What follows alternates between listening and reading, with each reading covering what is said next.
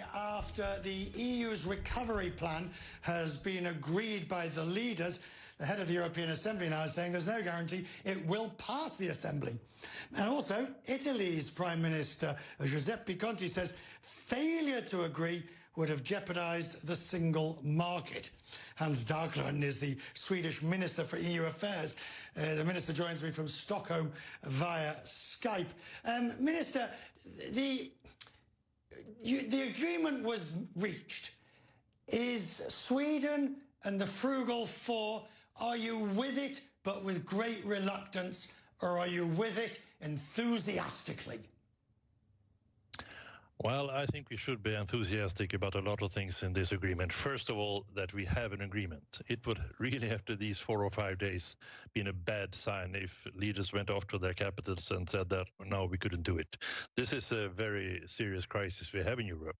The European economies need to recover, and this plan and this budget will make it possible to give an extra effort to that recovery work in all our member states. So I think on balance, it's really an enthusiastic reception that we have given this deal.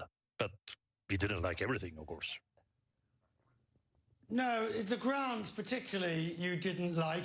And I'm wondering, when the grants start being made and the loans start being made and you get the details about it, how much you're going to want to say you don't like what you're seeing? Well, it depends. Every member state that wants to have part of this money will have to submit a recovery plan. And it's very important that these plans really are following what is the purpose of this whole recovery action. That is to put money into investments, sound investments, investments in green technology, investments for digitalization of Europe, investments to create jobs. And if that is the direction forward, I think we will have no problems. But if the money is asked for to fill in holes here and there, that would not be the right purpose for these funds. Last night we had a discussion about whether this was a breakthrough moment, another step on the road to federation, a more United States of Europe. Through the back door, but equally important, the mutualization of debt and borrowing. How do you see it? Do you see it that way?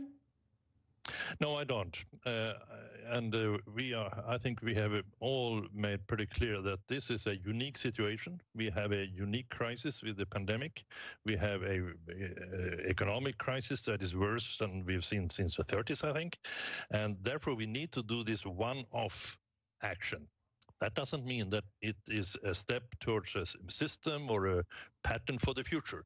It means that we can do this now, but there is no plan to do it anymore in the future.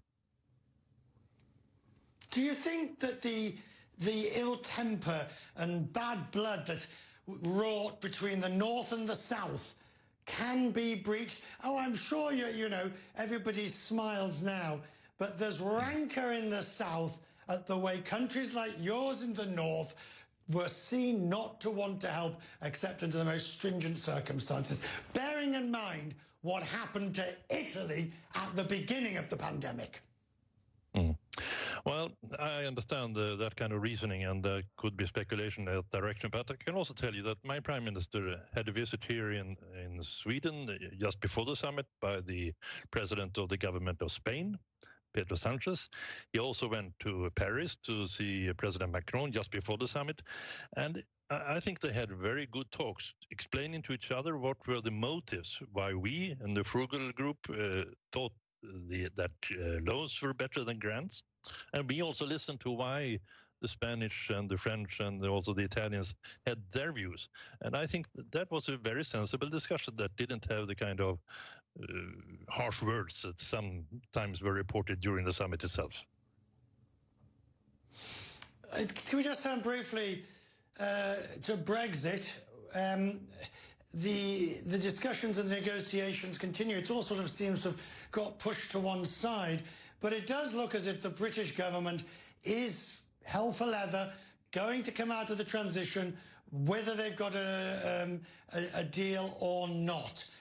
Where does Sweden stand on this now, as really it is just 5-6 months to the end of the transition?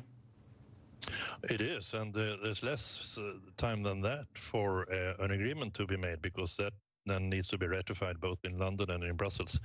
Well, Sweden is really in favor of having an agreement, of course, with the Brits. The EU and the United Kingdom need to have a good relationship also in the future when we have the final departure by the United Kingdom. Not at any cost, of course, not at any price. We cannot have a situation where a member state leaves the European Union and get a better deal than they would have as a member of the European Union. But having said that, we want as close and as broad a relationship as possible. And, you know, I think the leaders of the institutions and Prime Minister Johnson, when they asked earlier in June for the negotiations to intensify, that's exactly what is needed now. Our negotiator and the UK negotiator need to put up their sleeves and do the work now to get an agreement that can be acceptable to both sides. Minister, it is good to have you with us tonight, sir. I am grateful for your time. Thank you.